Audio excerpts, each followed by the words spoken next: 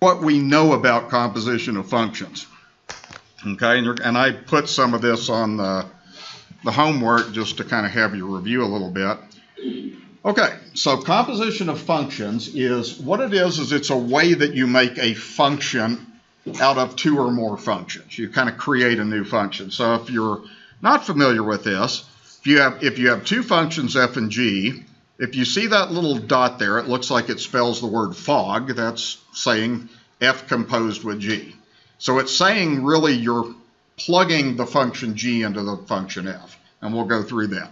So that's one way to notate that. The other way to notate this, if you see f composed of g, is it's just f of g of x. Okay?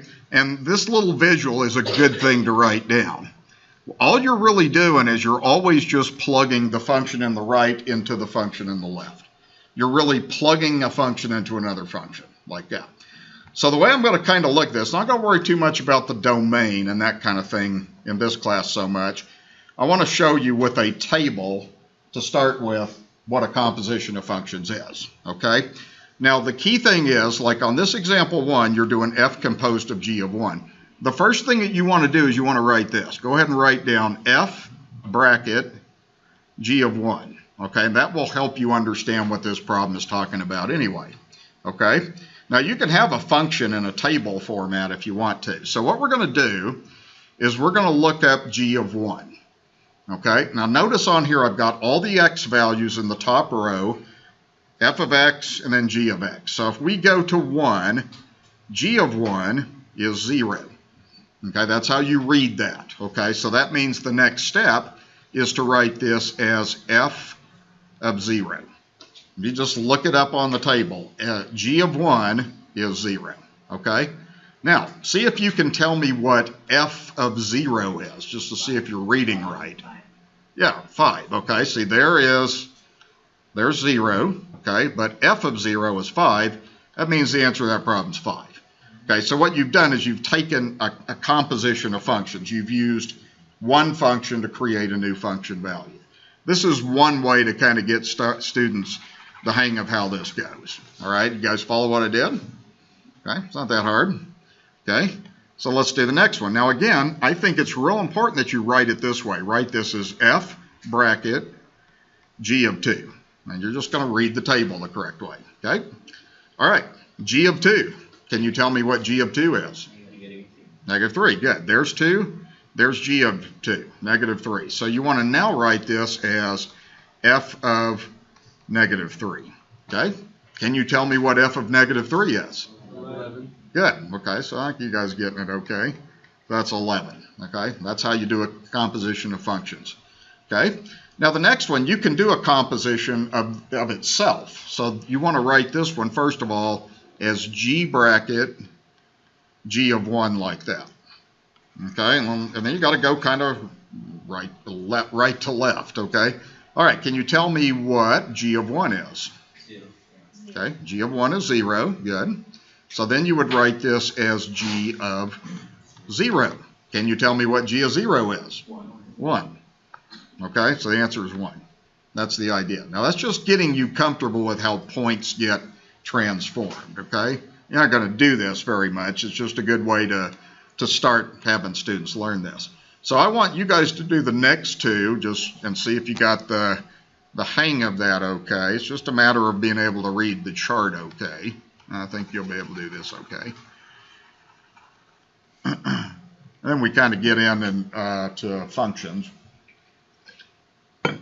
But this is a real important thing to learn on the chain rule, is how composition of functions works, because that's what we're going to do, is do derivatives of composition of functions. That's the idea.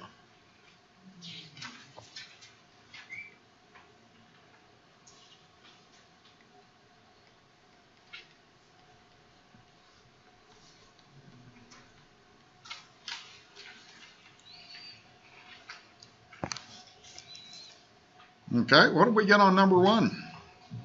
0. What? 0. 0? Are you guys getting 0? Let's find out. Okay, so f of 2 is going to be 1. So it looks like you would have g of 1, and then what's g of 1? 0. Okay, so you got 0, you did it right.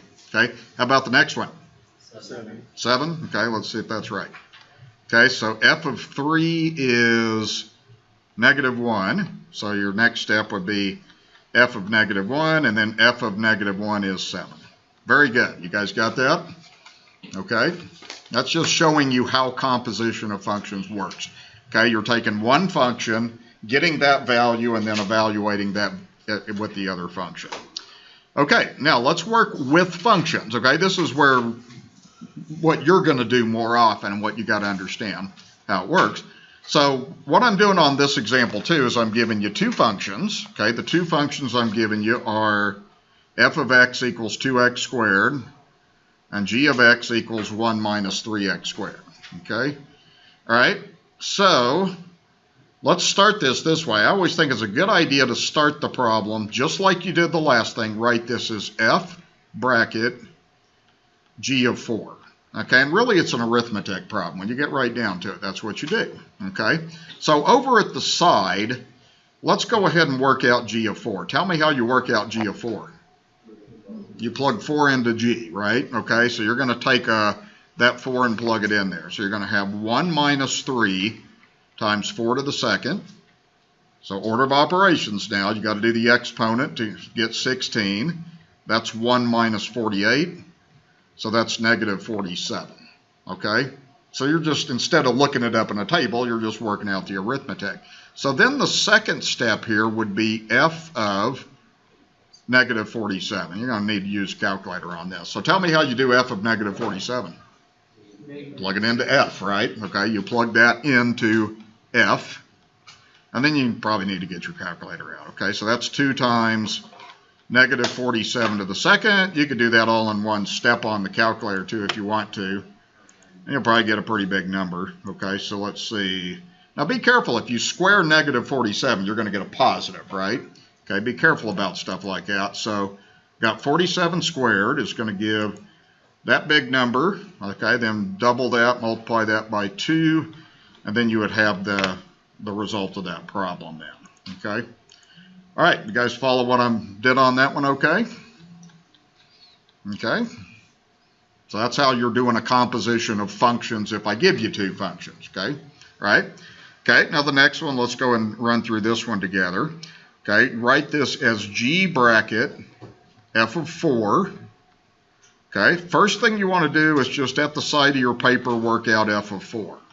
So you're going to go to the function 2x squared, and you're going to do 2 times 4 to the second. Okay, do order of operations. So 4 to the second is 16. 2 times 16 is 32. Okay, so that means what you're going to have here is this 32 is what f of 4 is. So now you're going to work out g of 32. Okay, do one function at a time. Now what are you going to do? You're going to go to g of x, so you're going to do 1 minus 3 times 32 to the second. Okay, everybody see what I'm doing okay? Okay, just a matter of how you plug in and doing your arithmetic. So you probably want to use your calculator on this again, so I'm going to go ahead and do order of operations. So 32 to the second, it's going to give me 1,024. Okay, and you can do this in one step on your calculator if you want to. So I'm going to triple that, and then that'll give 3,072 like that, and then I'm going to subtract 1, but I'm going to get a negative answer. So that's going to be negative 3,071 like that. Okay? You guys see the scheme of how that's working? Okay? All right, guys, it's important to review this because you may not have a good background for this. Let me do one more, and then I'll let you try one of these, and then we'll continue on with kind of a review of this before we get into the calculus. So this time I'm doing this function and I'm doing this function. I'm giving you two functions. We're going to focus mostly on composition of two functions, but theoretically you can compose more and more functions. Okay, this one I would write as f bracket f of negative 1. You're going to compose a function in it of itself. So how do you do f of negative 1? Plug it in. Plug it in. There you go. Okay, you just got to plug it into the right place. So f of negative 1 is going to be absolute value of negative 1 minus 2. That's negative 3, so that's equal to 3. Okay? So we're going to have on this f of 3 like that. And then how do you find f of 3? Plug it in, okay, again, to the same function. So instead of putting in -1, now do a 3. So you're going to have absolute value of 3 minus 2. That's absolute value of 1, so that's 1. Okay, that's how you do that. Okay, you're making a new function out of itself. All right, everybody got that? Okay. All right, here's another thing that can happen. So on this one, you want to start by writing f bracket g of -2. I think it's real important to just write it in that form so that you know the two ways to write a composition. Okay, now let's go ahead and do g of -2 and see what happens. I'll do this at the side. So if I do g of -2, you're going to get 3 over what? Okay, so what's the deal? You're undefined, so you can't proceed with the problem. You can't plug undefined in, okay?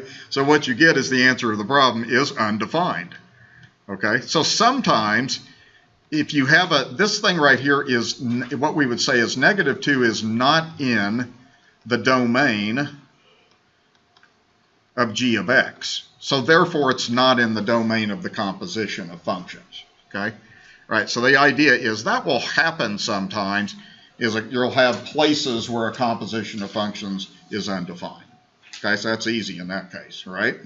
Okay, I'll let you guys go ahead and do the next problem. Just give you time to see if you're on track here. Okay, so again, I'm going to start this one off by just saying g of h of 7. Okay, h of 7 is 3 times 7, so that's 21. So now you're doing g of 21. And then you plug into g of x, so that's going to be 21 plus 4, so 5 is what you should have got. Is that what you're getting? Okay, very good. Okay, that's how that goes. Okay, just remember you're plugging in the right function to the left. You have to do it in that order. Okay, the next one you're going to have h of g of -3. Okay, and then g of -3 means you just plug into g, so that would be square root of -3 plus 4, that's square root of 1, so that's equal to 1. Okay, then that's what that becomes. So you have h of 1, all right, and then that just plugs in there. So that would be 3 times 1, so is 3 what you're getting? Okay, all right, everybody got that okay, you think? Okay, all right, so that's kind of how composition of functions works when you're doing specific values. But the thing we're going to kind of get to is just in general. When you just take two functions, you get a new function in general. Okay? Any questions about what I did on that with anybody?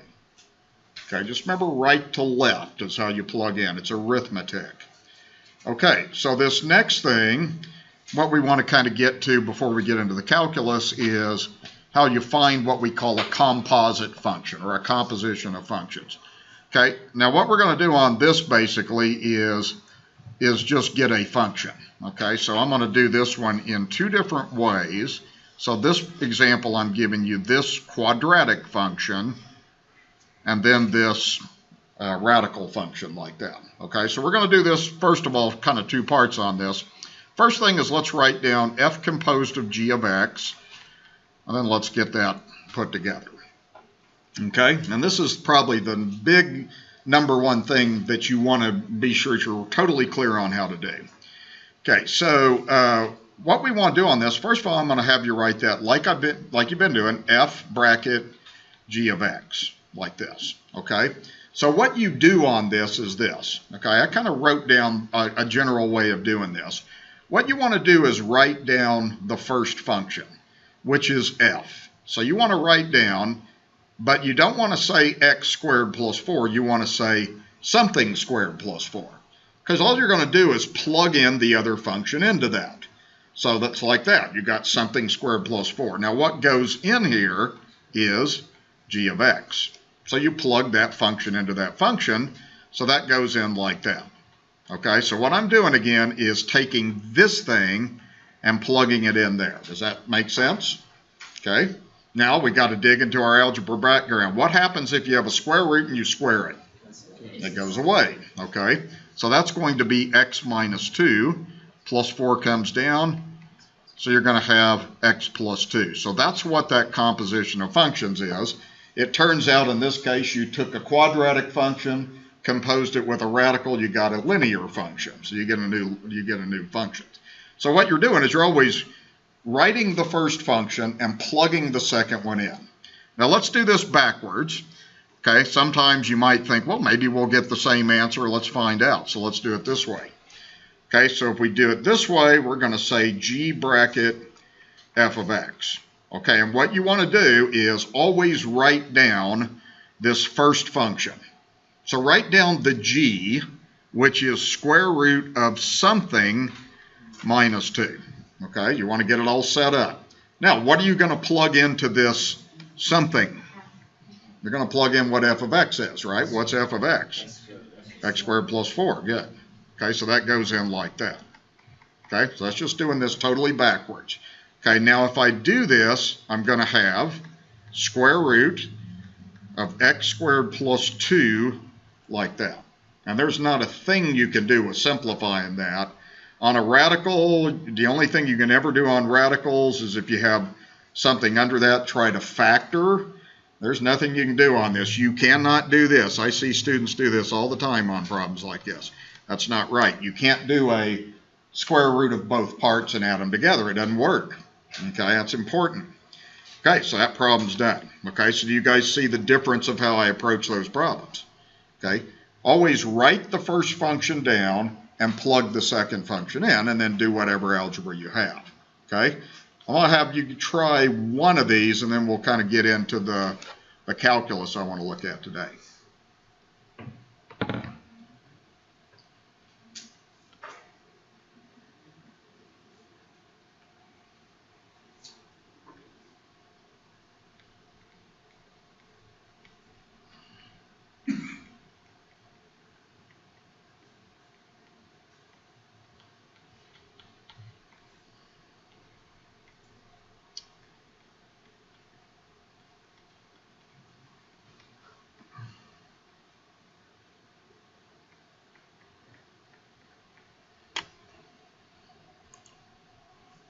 Okay, all right, so this one, what you should have done on the first one is you write down f, okay, like this, and it's something minus 2 squared. Okay, now you can just plug it in if you want to. So what I'm going to do is take this, and I really plug it in there. Okay, so that's going to just be 2x minus 1 minus 2 squared. That's it, okay? Now, when you simplify this, it looks like you're going to have 2x minus 3 squared. Like, you could leave the answer that way. I mean, there's nothing wrong with stopping there. Or you FOIL it out. Sounds like you guys probably FOIL it out. Or you can do that in your head, like I've showed you. If you square 2x, what do you get? 4x squared. If you square negative 3, what do you get? Plus 9. Okay, now you multiply these together. If you do 2x times negative 3, you get negative 6x. But then what do you do to it? Double it. Okay, so you can either write it out twice and FOIL, or you can do that shortcut. All right, is that okay? All right, so that's how you get that one set up. Okay, let's see if we got the next one okay. So again, you write down g. G is 2 times something minus 1. What do you plug into the something? Whatever the other function is. So what you're going to plug in there is, what goes in there is just x minus 2 to the second like that. Okay, that really is an answer, okay? If this one's probably something you want to go ahead and simplify out, so I'm going to FOIL this. Again, try to do that shortcut because it saves you time. So if you do that, you would have x squared. You square negative 2, you have plus 4. You multiply those two together to get negative 2x. Then you double it to get minus 4x. If you don't like that, write it out twice and FOIL. Okay, it just takes more time. Okay, so from here you would have 2x squared minus 8x, and then plus 8 for a distributive property minus 1. Then you got like terms, so is this what you guys said? Yeah. Okay, very good.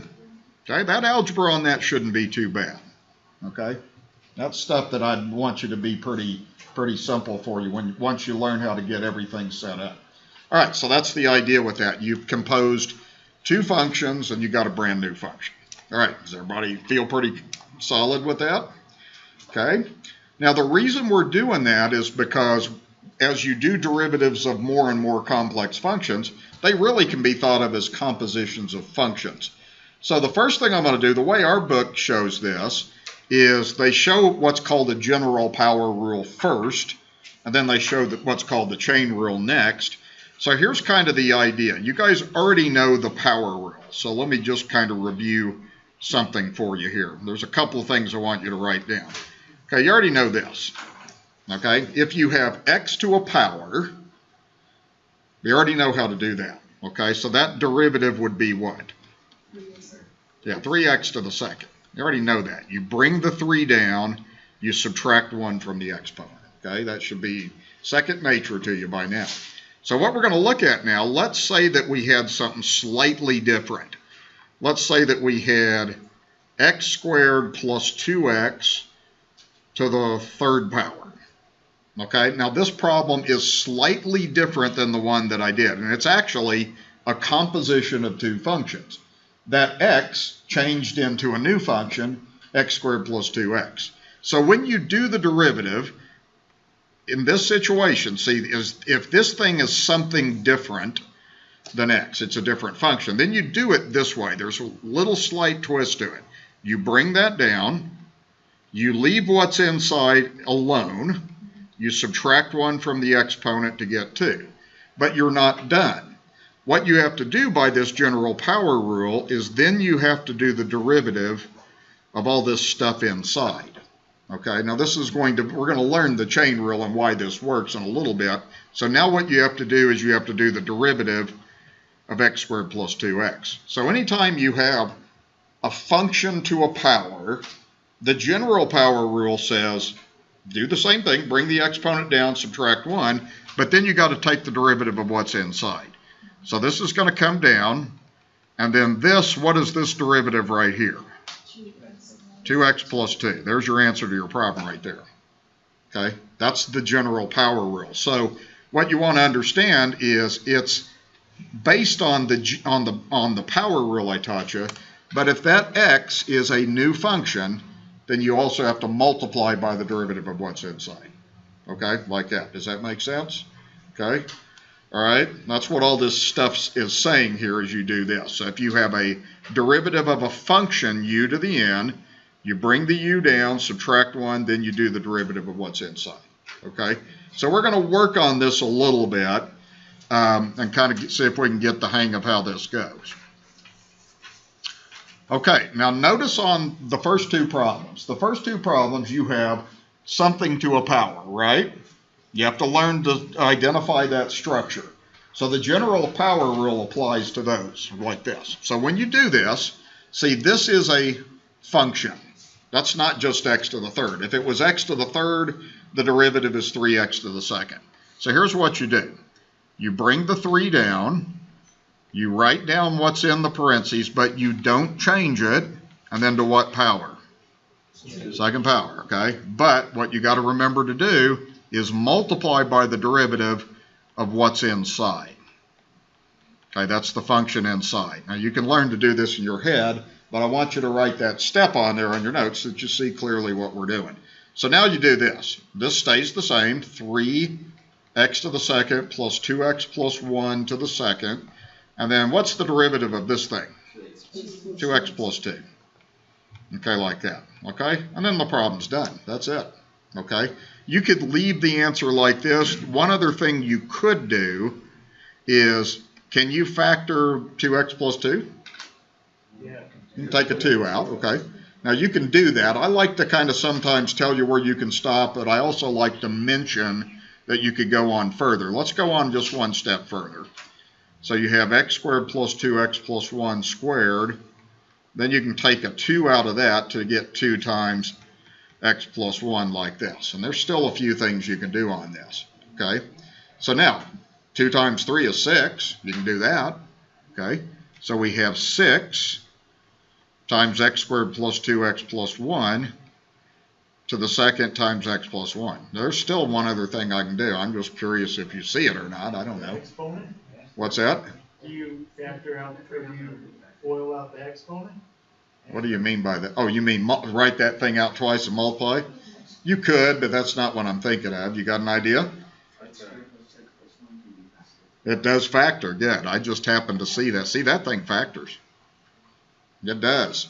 Okay, so I'm going to show you how this goes then. Okay, so these are the kind of exercises that get you better on your algebra. So what I'm going to do is I'm going to change this thing that I highlighted in yellow. It factors. Okay, it's going to be x times x to get x squared. Okay, 1 times 1 to get 1. And then there's 2 plus signs to get that 2x.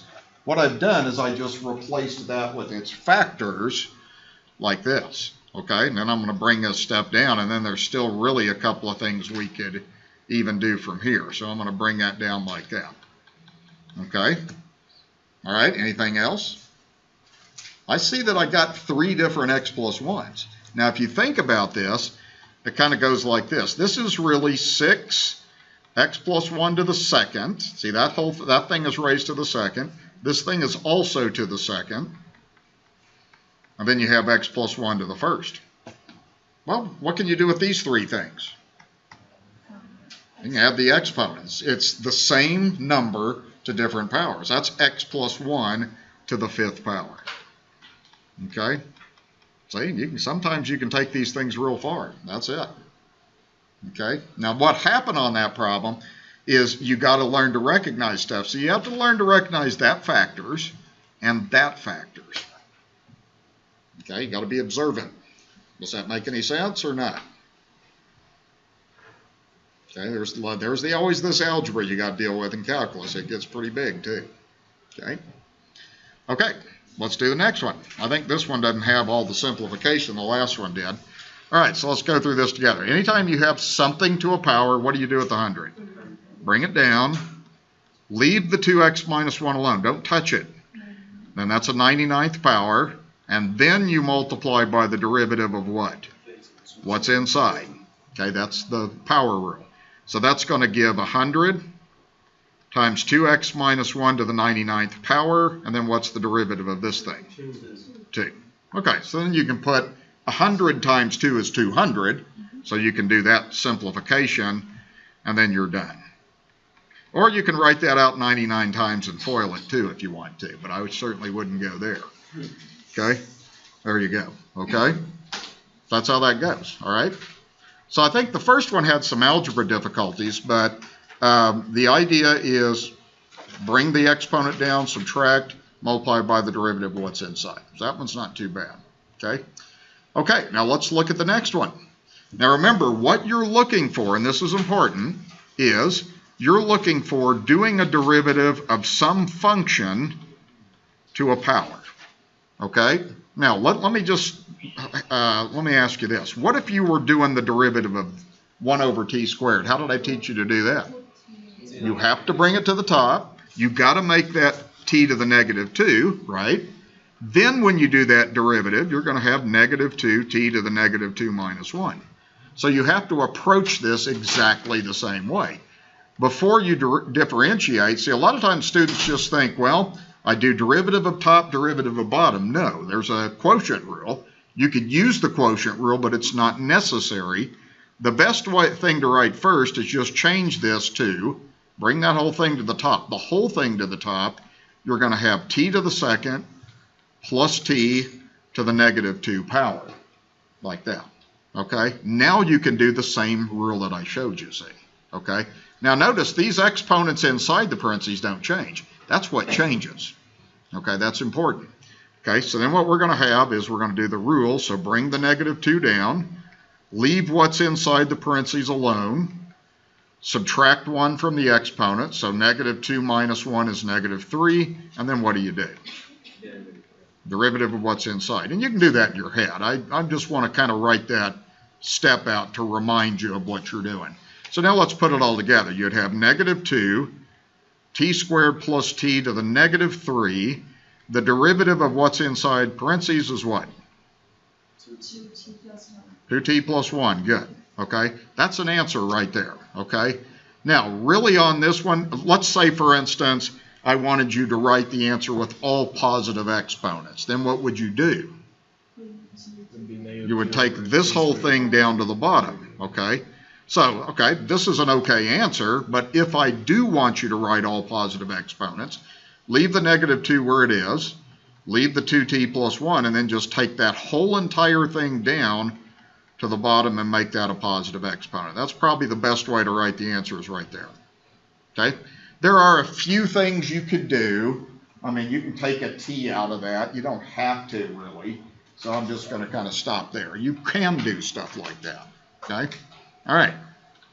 Does that make sense what I did? Okay, now see, that one is, you have to rearrange that like that. Okay, if you have a square root, what did I teach you to do on a derivative of the square root?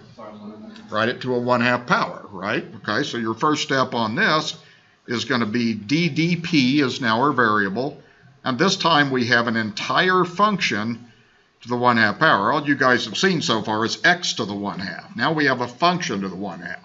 Okay, so the general power rule goes like this. You bring the half down, you leave the 3p minus 5 alone. Do not do anything with that, just leave it alone. You subtract 1 from the exponent. You can do that in your head. I'm writing that as minus 2/2, and then what do? Derivative of what's inside. Okay, like that. Okay, then what we're going to have is this is 1/2 times 3p minus 5 to the negative 1/2, and what's the derivative of that? That's 3. Okay?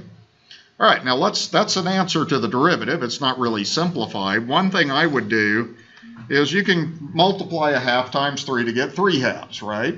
So I'm going to write that now as 3 over 2, 3p minus 5 to the negative 1/2. Okay, so that would be a possible answer. Now, if I say write with all positive exponents, what do? You bring the whole thing down to the bottom. You want to make sure that you know that this could also be written as 3 over 2 times 3p minus 5 to the 1/2, right? Yes. So real quick, at the top, the reason why you don't put the negative or the half power on the derivative is because you're timesing it by half in the first part of the problem, right? Yeah, well, what I'm doing is, I'm bringing the exponent down, Right, subtracting 1 from the exponent, okay. okay, and then doing derivative of what's inside. And you don't need to carry that half power over to the second part. No, that's just that's down. Okay. Kind of 3 steps. Bring the exponent down, take away 1 from the exponent, and then multiply by derivative of what's inside. That's how it goes, okay? Now, what else could you do with a 1/2 power if I wanted you to? You change it to a radical, so you'd have 3 over 2 times square root of 3p minus 5, okay, like that. Okay, and then that would be an answer. So I want you to go, be able to take it all the way to the end if you're requested to do that then. Okay, is that looking okay? Okay, remember, we're looking at something to a power. That's the idea, okay?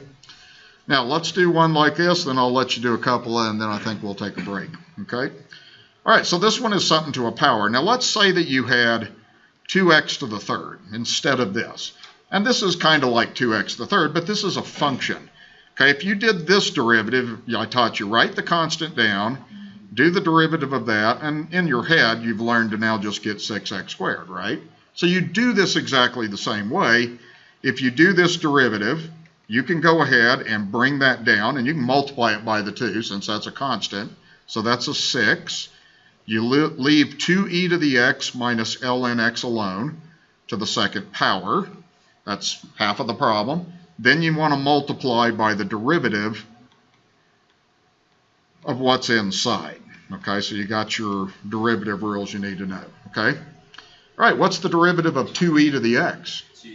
That's easy. What's the derivative of ln x? 1 over x. Good. Okay, so you're going to have 6 times 2e to the x minus ln x to the second, and then this is 2e to the x minus 1 over x like that. Okay, now this is a problem. I don't think there's much that I would even worry about having you do. I mean, the only thing you really could do, you could multiply that out, but it's better not to multiply stuff out because you like it when things are in a factored form. See, that's a factor. That's a factor. You prefer it that way. So I don't think there's situations where you're going to multiply stuff out. If it's factors, that's good. Okay, so that one I'm going to stop right there. Okay, does that make sense? Can you do that over 3? What's that? Like, can you write it 6 times 2 is based on this? Say that again. I'm not. Can you write that down like over 3? What do you mean over 3 on the problem I just did? Say to All I see on this is I don't really see any common factors that come out of anything. Really the only thing you could do, but it's really not, there's no point in it, it's just write that out twice and multiply it. next it over x at the same. Yeah, I mean you could get a common denominator there if you wanted to. You don't have to though. Okay, I think that's good enough if it's factored. Okay. Okay, you guys try the next two and then we'll take a break and see if we can do these okay, if you're on the right track. At least with getting the calculus part done. Okay, so problem number 1, you should have done this basically. Okay, bring the 12 down, so you'd have 12 times 3x to the 4th minus x plus 2 to the 11th power, right? Okay, now you can do this in your head if you want to. What's the derivative of what's inside? 12x to the 3rd minus 1. That's it. Okay. Now, I don't really see any simplification. See, the only thing I would look for is, okay, does this factor? No. Does that factor? No. Okay, that's a factored form, so most of the time you're not going to multiply stuff out. You like it that way. Okay, does that look good? Okay. All right, next one. Okay, you're going to do like this. You're going to bring the 2 down. You're going to leave this alone. A lot of times students want to do a derivative now. You do that later. So you leave that alone. That's to the first power. I'm putting there to emphasize. You can leave that off. And then what's the derivative of what's inside? 1 over t minus pi. Good. Okay, pi t is the number in front. That's it. I don't see any factoring I can do. There's nothing to do on that really. Okay, so you can do that. Now, one thing that sometimes you do, it's not necessary. Sometimes you'll see stuff like this. You could move that to the top and make that a negative exponent, but you don't have to, okay? If you did that part right there, you've done what you need to learn how to do, okay? So that's pretty straightforward, I think, okay? All right, now the next one, how do you start this one? You got to move everything to the top. You have to. So you're going to start by doing the derivative of, and that 5 stays where it is, that's a constant, and then you're going to say 1 minus x to the negative 10 power, right? Okay, now when you do the derivative, it's going to go like this. You're going to bring that down. You can go ahead and multiply that by the 5 to get negative 50.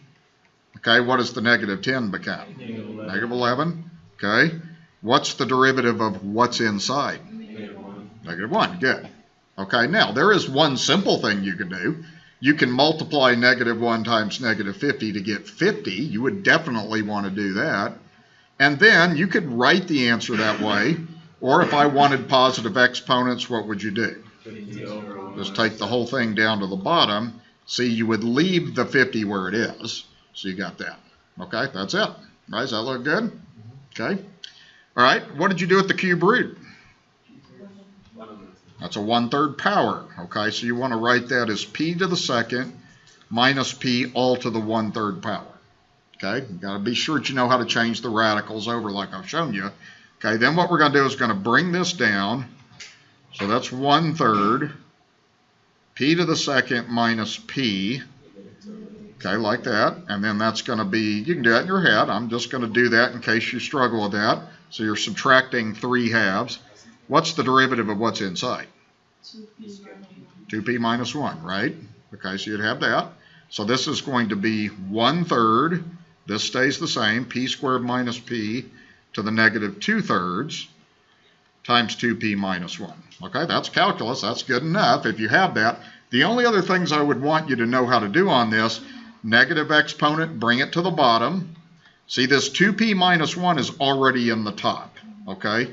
I'm putting that over 1 to emphasize that. So you would have 2p minus 1. The 3 is in the denominator. Then you'd have p squared minus p to the 2/3. That's another way to write the answer, right? Okay. Now, what can I do with the 2/3 power? Cube root of something squared. So you want to know how to do that. So you could write this as 2p minus 1 over 3. And then it would be 3rd root p squared minus p to the 2nd. That's it. Okay? Radical sometimes a little harder for students, but once you get the hang of how to change them back and forth, then they're not too bad to do. Okay, so that is the general power rule. We'll take a 10-minute break here. Come back at 20 after, and then we'll do, so I'm going to talk about the chain rule. So one of the reasons that we talked about composition of functions is that's what you're doing with the chain rule. So the thing that you're going to have is you're going to have two functions that are differentiable, meaning they have a derivative, okay? So if you're doing a composition of functions, and that's what this is. This thing right here is saying that you're composing f composed of g of x. Well, there's a certain way you do a derivative when you have a composition of functions, and that's called the chain rule. Okay? Now, this is going to look kind of complicated to you at first, maybe. And you might even be thinking, okay, since you learned the general power rule, why are we learning the chain rule? Well, you have to learn the chain rule, okay? The general power rule is really the chain rule. It's part of the chain rule. So when you do this, there's two ways to do this. This one probably won't make sense until I do examples. I'm going to look at this one first of all, because this is really what I just taught you. So if you're doing a derivative of a composition of functions, what you do is you do the derivative of the function first, then you multiply by the derivative of the function that's inside. Now that sounds a lot like what you did on the power rule, general power rule. Let me show you what I mean by that.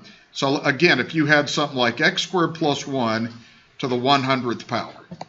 Okay, the chain rule is saying this. It's saying that you do the derivative really of this, of some function, okay, to the 100th power. So you're doing like a composition of functions. You're doing this. And u is just a variable that I just threw out there. So what's the derivative of u to the 100th? 100u to the 99th, okay? And then you do the derivative of what's inside, which is what? 2x, okay? But then what you do is this thing, that's plugs back in right there, so you get 100 x squared plus 1 to the 99th times 2x. That's what the chain rule says. Now that may look complicated to you, but this is what you just did effectively. What you did, what I taught you to do on the general power rule was just do this, bring it down, leave that alone to the 99th power, and then do what? Multiply by the derivative of what's inside. That's what the chain rule says. Do the derivative of the big function. That's the big function. Then multiply by the derivative of what's nested inside. That's what that statement says. That's the whole function. That's times the derivative of what's inside. Does that kind of make sense? I mean, that's what the symbolism says. Okay? So you're going to do that. This one when I get to some examples, I'll talk about what this does. So on a chain rule, what you usually do is you use u as this intermediate variable. U is kind of an inside function.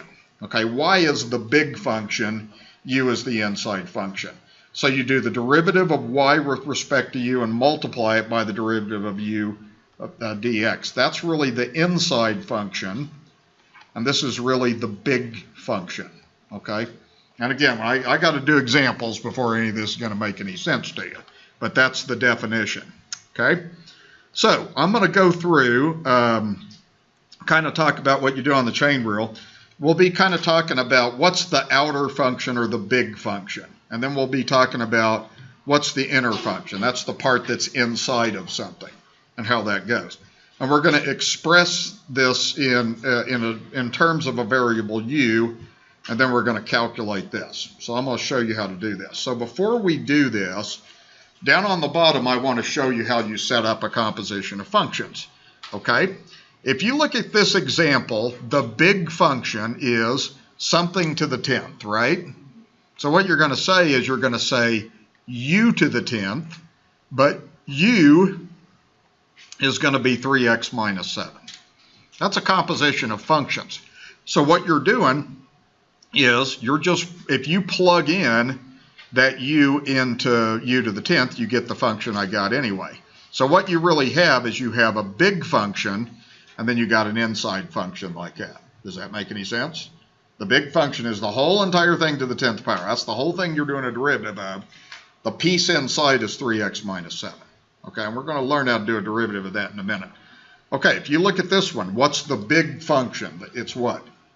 A square root of something. Okay, so you're going to say square root of something, but that something you're going to call u. What u is what's inside. So what u is going to be is x squared minus x minus 1. Now see, that's a composition of functions. If you compose these two functions, if you do y composed of u, all you do is plug that in, right? On this one, if you do y composed of u, all you do is plug it in, okay? Like we learned how to do composition of functions. Okay, how about the next one? What do you think the big function is? It's always something you learned how to differentiate too. E to the u, right? You know how to do the derivative of e to the u. It's e to the something. Okay, well, what's u? U is this piece right here. Okay, don't think it's, so that's kind of the small function that's in the whole function. Okay, does that make any sense what I'm trying to do? Okay, and then one other thing I want you to write down on this problem is if you do y composed of u, the way I taught you to do composition of functions, and I always said, write down the first function and plug the second function in. So see, what we're doing is you can write all of these functions as a composition of functions. They're all the same. This one right here, if you do y composed of u, you're doing the square root, and then you're just plugging that in. You're plugging a function into a function. So what I'm doing is I'm kind of finding two functions that create that composition. Does that make any sense? Think of y as the big function, the whole thing, and u as the piece, like that, okay? And that'll help you a little bit. Okay, so we're going to do some of these. Now, some of these, I'm going to do this one in 3 ways, okay? Now, again, I'm introducing you to the chain rule. You absolutely have to know the chain rule, but a lot of times it's not the best way to do the problem. So let's do this one three ways, okay? So we learned how to do this one first this way. Just multiply that out, FOIL it out, okay? Now, in your head, what is that going to be? And let's see if you guys are getting that in your head. 9x squared, 24x plus 16, right? So remember, square the 3x, square the 4. Multiply those together to get 12x, but then double it to get 24x. If you don't like doing that, don't just FOIL it, okay? All right, so tell me what the derivative is. This was easy now. 18x plus 24. There you go. Problem done. That's one of the simplest ways to do that problem, okay? Let's go to method 3, then I'll go back to method 2. Okay, we could also do the general power rule. So if we do the general power rule on this problem like I taught you, well, what you would do is you would bring the 2 down, leave the 3x plus 4 alone to the first power, and then the derivative of the inside part, what's the derivative of the inside part? 3, right? Derivative of 3x plus 4 is 3. Okay, well, what you would get is you would get 6 times 3x plus 1, right? And then if you distributed that out, whoa, did I have a mistake on here somewhere?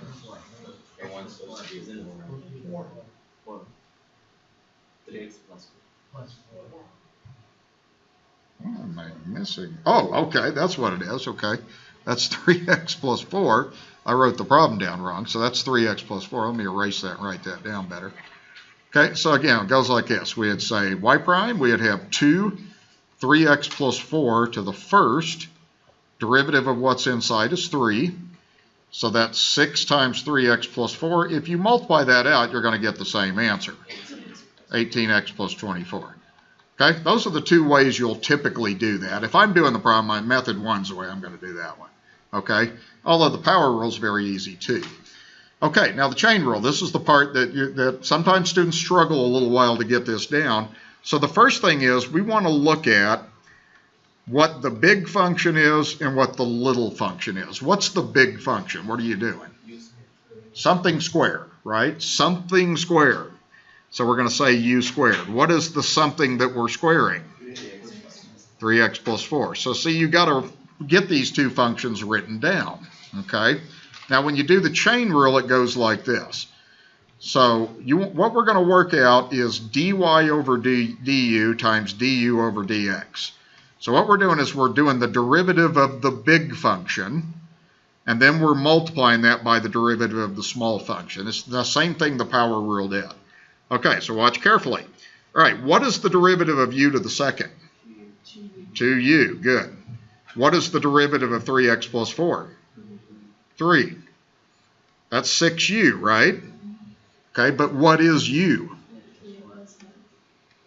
3x plus 4, so now you plug that back in, so you get 6 times 3x plus 4. Now that's going to give you the same answer. See, look at this right here. It's the same thing. The extended power rule is the chain rule, You don't okay? do it times the 3x plus 4 squared? Just No, so you see what you're doing is two things. You're doing the derivative of this function, which is 2u.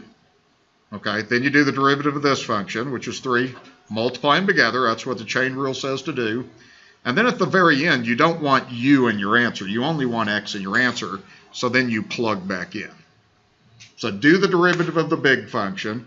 Do the derivative of the inside. Multiply together. That's what the chain rule tells you to do. Okay, is that going to give the same answer? Okay, now how many people are going to do the chain rule on this problem? Probably nobody, okay? But you have to learn it, okay? I'll prove that to you in a minute. I got to start with these examples of things that you already know how to do. Most of you are going to do this problem, hopefully the first way. What do you think? Okay, even the second way is third way is pretty easy too. Okay, so let's do this one with a chain rule, then the general power rule. You wouldn't want to multiply this out 10 times, so these are your two choices. Okay, if you look at this particular problem, tell me what the big function is, and that's got to have a u in it. 2u to the 10th, good. Okay, see, u is the function that's being raised to the 10th power. So what's u? It's that function that I highlighted. So that's 3x to the third minus 4x squared plus 6x minus 1, like that. Okay, and there's times when you have to do the chain rule this way, so you're going to encounter that some. So here's what you do. You want to write down, the chain rule says to do the derivative of the big function with the respect to u and multiply by the derivative of the inside function and multiply together. Okay, like that. Okay, once you get the hang of this, it's not hard to do. Okay, tell me what the derivative of 2u to the 10th is. 20u to the 19th, okay? To the 9, right? Oh, the 9th. I don't know how in the world I got 19th, okay? Okay, that's 9th. All right, tell me what the derivative of u is. Good, 9x squared minus 8x plus 6. Okay, that is not the right answer to the problem because your answer has to have just x's. So what do? You plug in. Okay, like that. Okay, that's always the last step, is plug in like this. So the answer to the problem is 20, this whole thing, which is 3x to the third minus 4x squared plus 6x minus 1 to the 9th power. And then you've got this part right here. And there isn't going to be anything else you're going to do with this problem. That's it. Now, again, that's showing you how the chain rule works. It always identify y and u, do the two derivatives, multiply together, and then plug back in. Does that make any sense?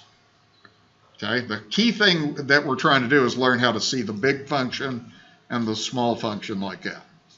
Okay, now probably the way you're going to do this problem is you're probably not going to look at it this way.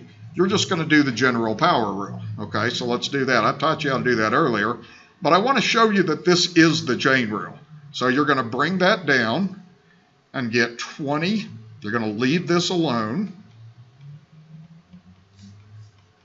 Okay, then you're going to subtract 1 from the exponent to get 9. And then I said on the general power rule, what did I say? Do the derivative of what's inside. That's the little function. So that is 9x squared minus 8x plus 6. Same answer. That's the way you're going to do it, is method 2. But this thing right here is where this all comes from. And you've got to learn how to look at functions in this regard, because they're going to get more complicated. Does that make any sense? Big function, little function. That's what I'm trying to get you to see. Okay? All right.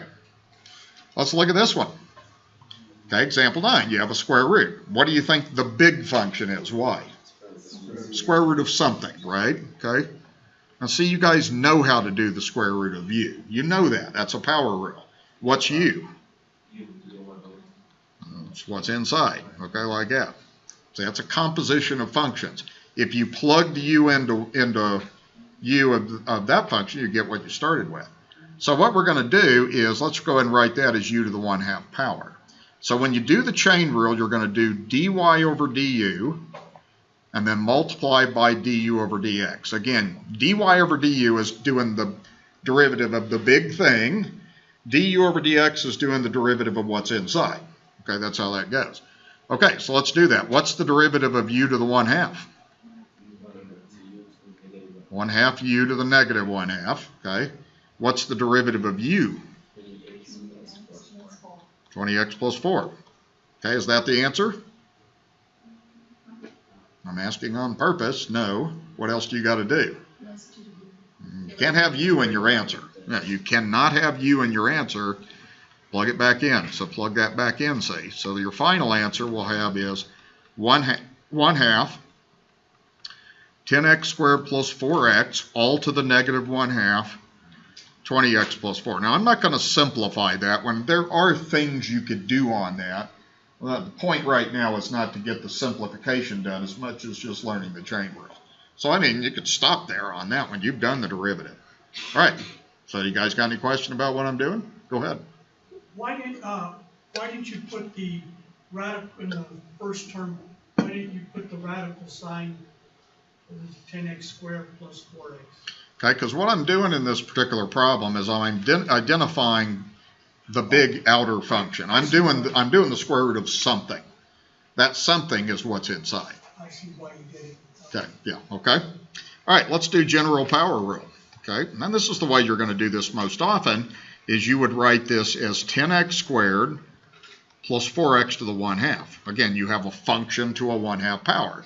So if you do the derivative, okay, like I taught you earlier, you're going to bring that down. You'll have 1/2 10x squared plus 4x, subtract 1 from the exponent, it's going to give you negative 1/2, and then multiply by the derivative of what's inside. So that's going to be 20x plus 4. Same answer. Okay, you guys catching on that the general power rule is the chain rule? Okay, and a lot of times calculus books do not even give a general power rule. If I'm teaching for science majors, I don't generally do that very much. Sometimes it's just easier for students to see it that way and make the connection. That's why our book is doing it that way. Okay, everybody with me okay, you think? Okay. Okay, let you try 2 of these. And I do want you to do this both ways on these 2 examples, and let's see what you get. Okay, what was y on problem number 1? U to the 100. Good. What was u? 2x minus 13. Okay, that's why you got to look at it as a function inside a function. Okay, so then if you do the chain rule, you do it this way: dy over du times du over dx. Just think of this is the derivative of the big function, which is 100 u to the 99th. Then this is the derivative of the inside function, which is 2. So you would end up having 200 u to the 99th, right? Okay, but then what do? Okay, you can't have u in your answer, you got to have x in your answer. The variable's got to match. Okay, so the final answer would be 200 times 2x minus 13, to the 99th power. Okay, that's how that goes. Now see, I went ahead and multiplied 2 times 100 because you can. I mean, that's the arithmetic you can do. All right, does that make sense? Okay, all right. Now if you do the general power rule on this, okay, the general power rule is going to go like this. Okay, you're going to bring the 100 down. You'll get the same answer. You're doing the same thing. Leave that alone. Subtract 1 from the exponent. And then do the derivative of what's inside, which is 2. See, it's the same thing. You're doing exactly the same thing. Except if you do it this way, the only difference is you don't have u, you already have it, don't you? Okay, so it's the same thing.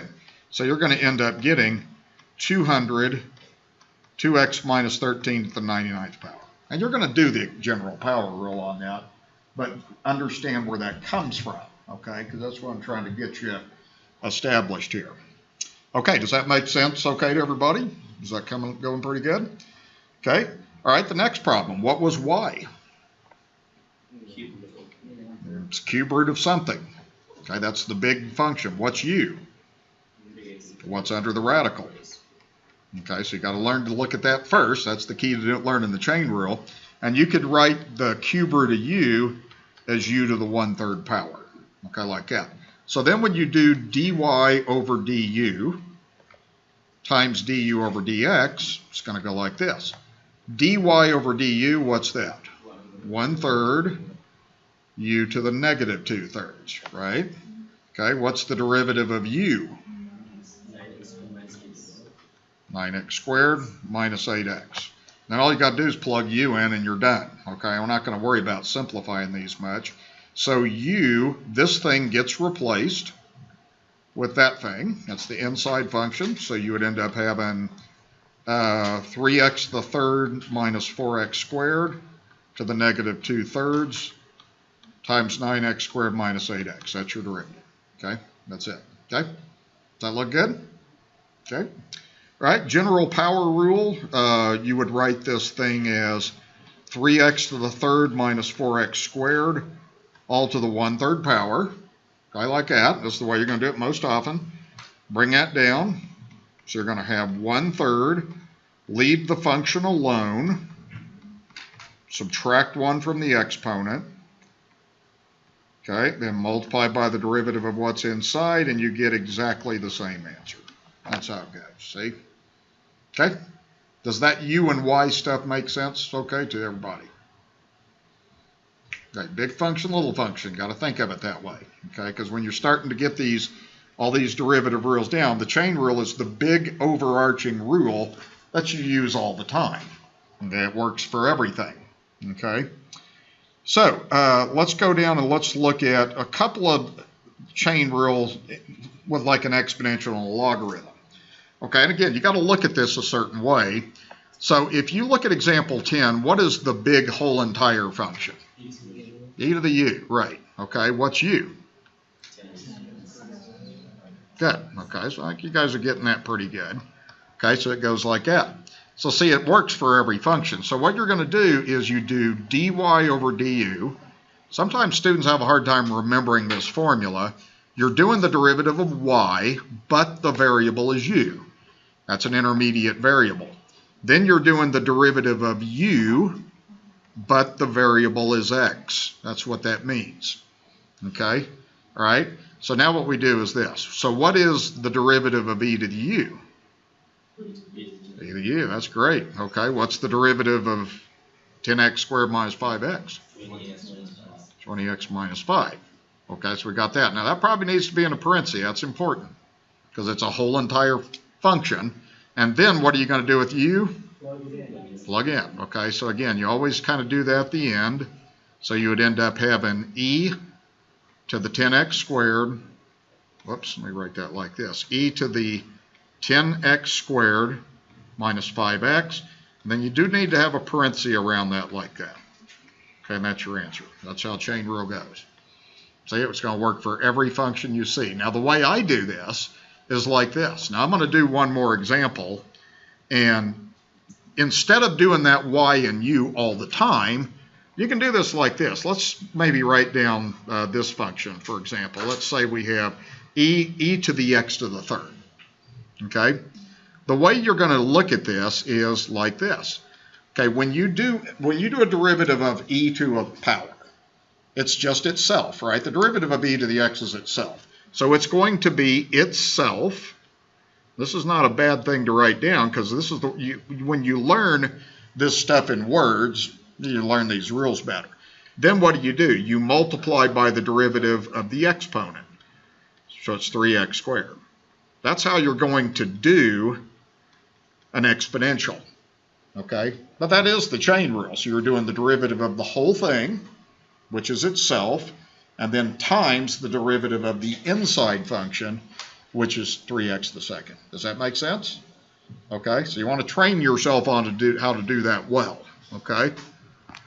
Okay, let's look at the next one. so what's the big gigantic function? ln of u. What's u? 2x. Okay, so that's how that goes. Now, you're doing dy with respect to u multiplied by du with respect to the variable x. So that's how that goes, okay? All right, what's the derivative of ln u? 1 over u. What's the derivative of 2x minus 5? 2, okay?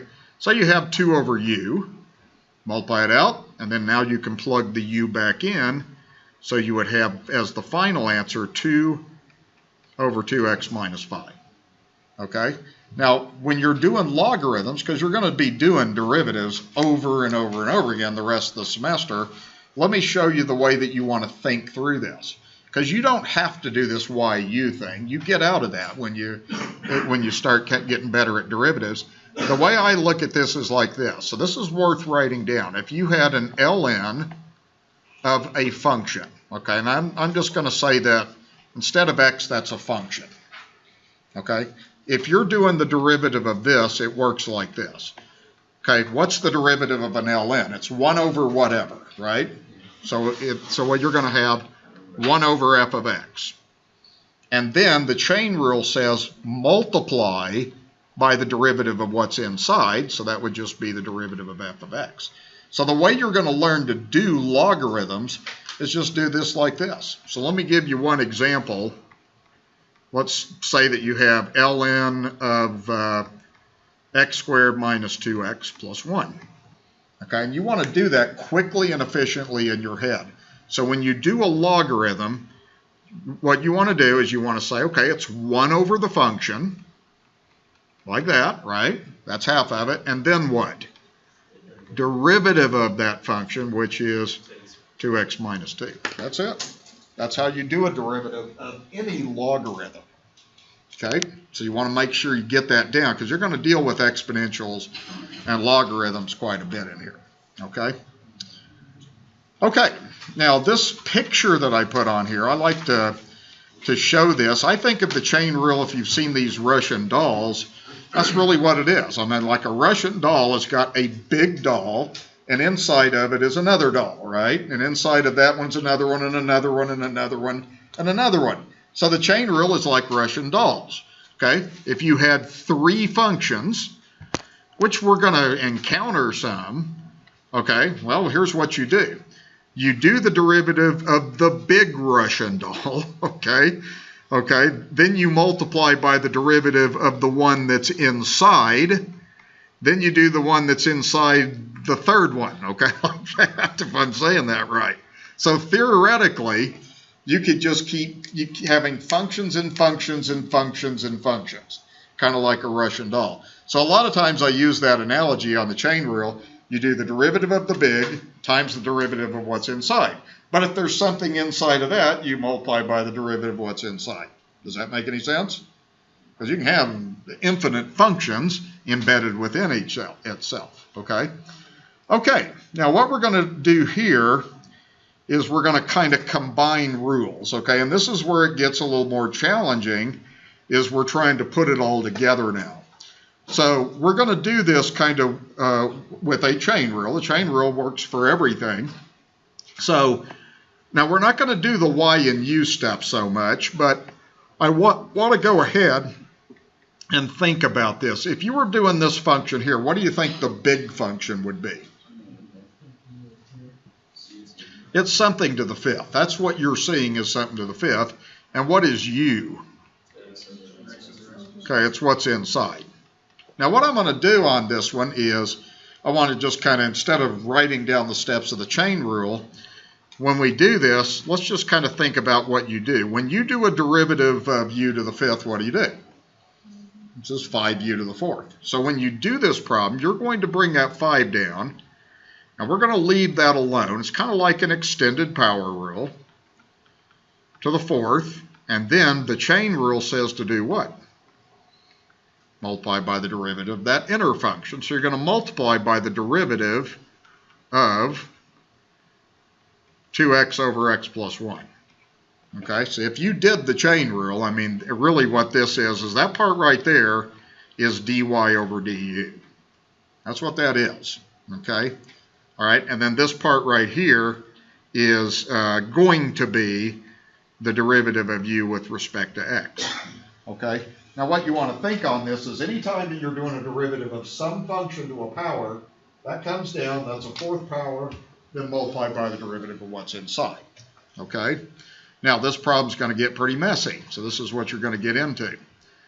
Okay, tell me how you do this derivative.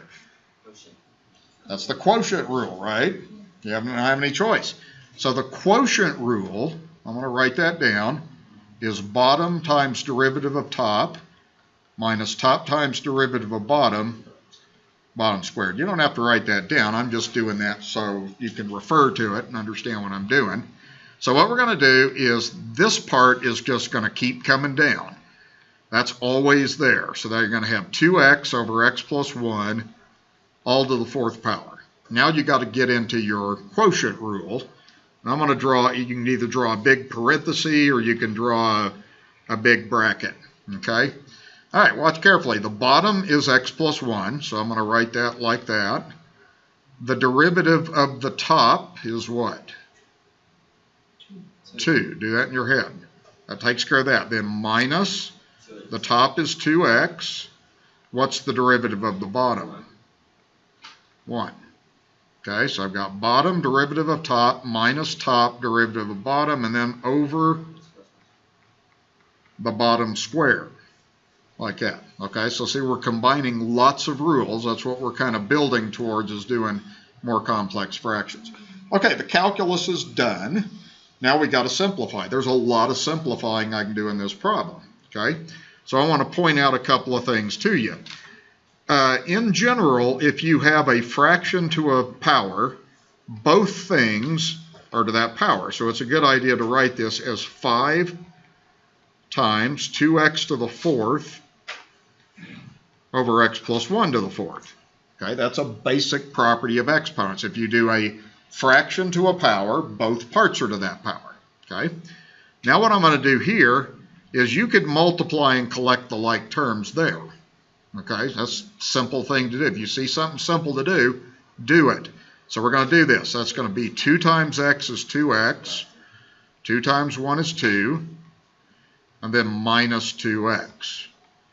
Okay, then we have all over x plus 1 to the second. So there's 2 things I've done with this, and it's important that you see that this is top to the fourth, bottom to the fourth. Okay, everybody with me there?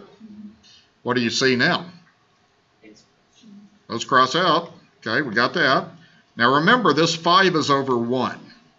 So we're just going to put this now together in one big fraction. And if you do this, you would have 5. You can multiply that out. Okay, if you're doing that, that's just 2 to the fourth. And 2 to the fourth is 16. Okay, and then you're going to have x to the fourth. That's what that is. Okay, because all you're doing is 2x times 2x times 2x times 2x. 2 times 2 times 2 times 2 is 16. Now let me ask this, because these are the little things students don't see. What can you do with the denominator? It's x plus 1 to the sixth. Exactly. It's the same number multiplied, so you can add the exponent. So what that's going to give is that's going to give x plus 1 to the sixth power. Okay, like that. Now I'm done. I've got 5 times 16 is 80. X to the fourth. What about the plus 2? That's it. Oh, I forgot my plus 2. So that's what you get into in these problems too. Sorry about that. Okay, so I got to do the, now that's a times 2, isn't it? Okay, because that did cancel out. Okay, good.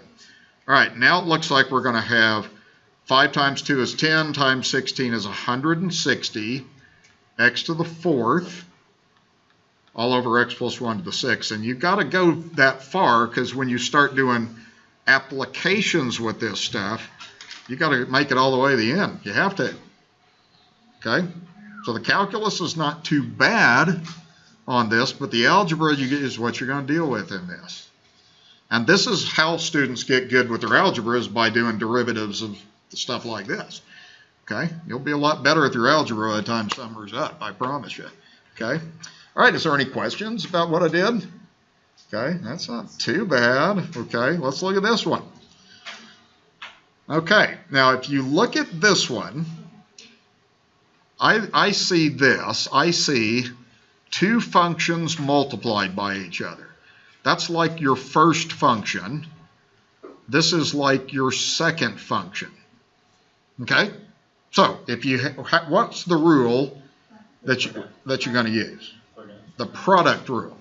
Okay, you got to see that there's two functions, okay? You could think of that as function number 1 and function number 2.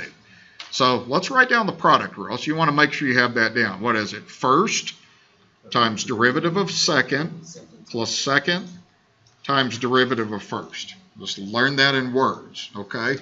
Now, when you're doing this derivative, you got to set this up right, okay? First thing is just set it up, and you have to recognize that that's a product rule. So we're going to write down the first.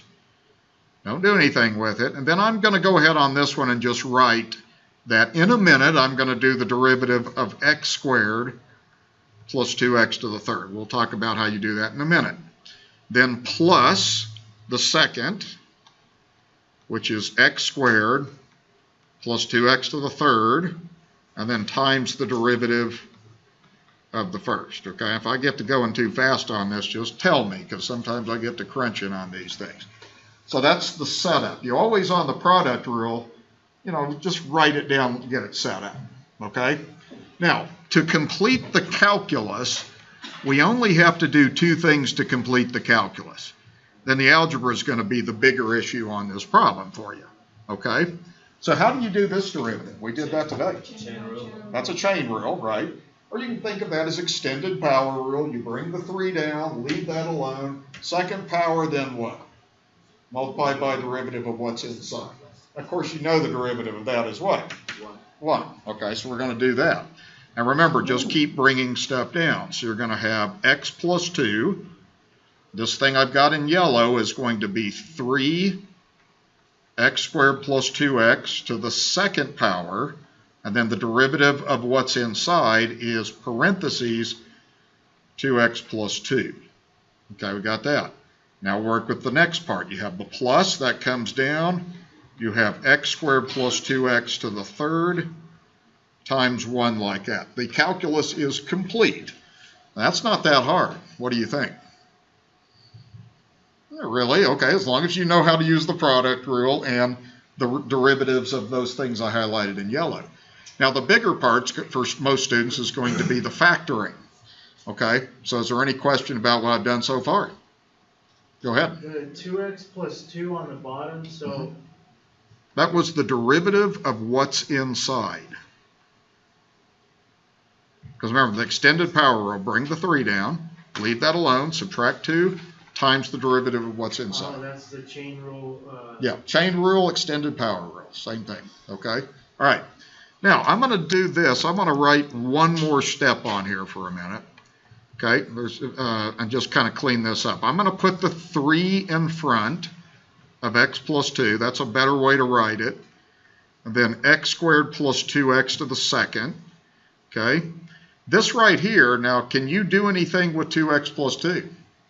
You can take a 2 out, and you should.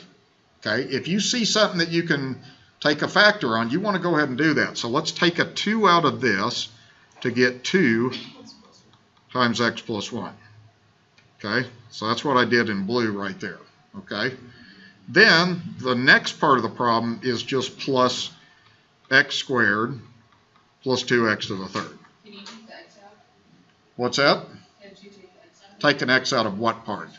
The 2x plus 2? Yeah. Oh, you're talking about inside? You could. I'm going to choose not to, but you could. Okay? Now, I've got more algebra to do, so this is the part you need to watch carefully. Now, when you look at this problem, because you have to make it all the way to the end on this, there are 2 terms. Right there. That's a big term. You got a bunch of things multiplied. Another thing separated with the plus sign. Tell me what you see that's in common as a common factor.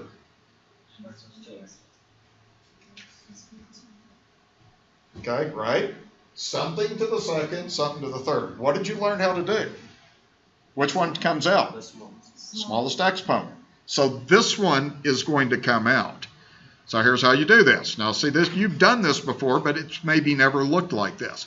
So this is your common factor. That thing right there is your common factor. So you're going to write x squared plus 2x to the second power. Then you're going to have a big bracket. And watch this carefully. It's all about how you look at stuff. So if you take this out, that's what you're left with, right? That's what you're left with. Take it out. Okay, and then just write down what you're left with. So you'd have 3 times x plus 2 times 2 times x plus 1 like that. So then that would turn into 6x plus 2. Yes, exactly. You know, little things you can do. Okay, that takes care of that. Now, what do you multiply this by to get that? Once. Or This to the first, right? 2 plus 1 is 3. So what goes here is x to the second plus 2x to the first. I'll just put the first to emphasize. That always looks complicated to students, but it's taking the common factor out. That common factor happened to be something that was in parentheses. Okay? So you can kind of block that off in your mind. That leaves you this. And then the second power times the first power adds up to the third power. Okay, now what we're going to do is inside of this bracket, there's just a couple of very simple things to do, and then we'll be done. So they're going to have x to the second plus 2x to the second. Okay, that's going to be 6 times x plus 2 times x plus 1. And then this is going to be plus x squared plus 2x like that. Okay, we've done all the factoring on this. Now what you would want to do on this is multiply all of this stuff out. That would be foiling, and then collecting like terms. That factoring part that I did from here to here is the part of the problem that sometimes students struggle with. Now you've got to learn to look for common factors when you're working with stuff. Okay? I'm not done yet, but we're getting close. Okay? All right, here's what I'm going to do next. I'm going to do this.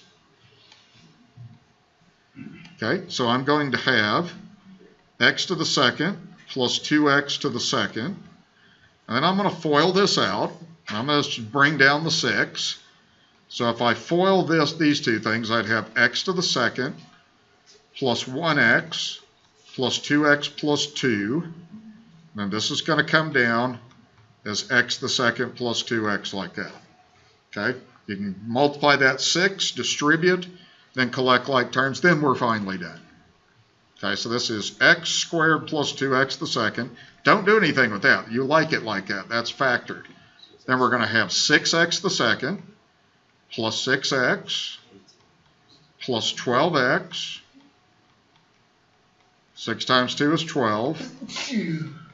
Plus x squared plus 2x. Okay, like that. And then we got a bunch of like terms, and then we're finally done. Okay, so what we have is x to the second plus 2x to the second. Okay, and then that would be 7x to the second there. Okay, then add all the x's. That's 6 and 12 is 18.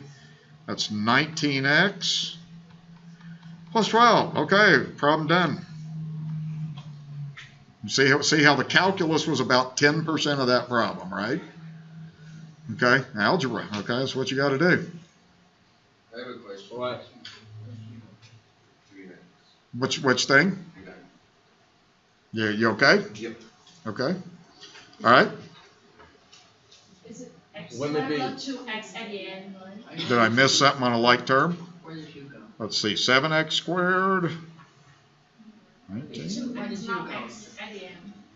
Oh, you're saying right here. Yeah, okay. See, look at that. I did all that work and I made one little tiny little mistake like that. Well, that's what you get into, too. Yeah, so she's saying this should have been x squared plus 2x. Okay, now if you do 6 and 12, that's 18. That would be 20. So I lost an x. Okay, here you go.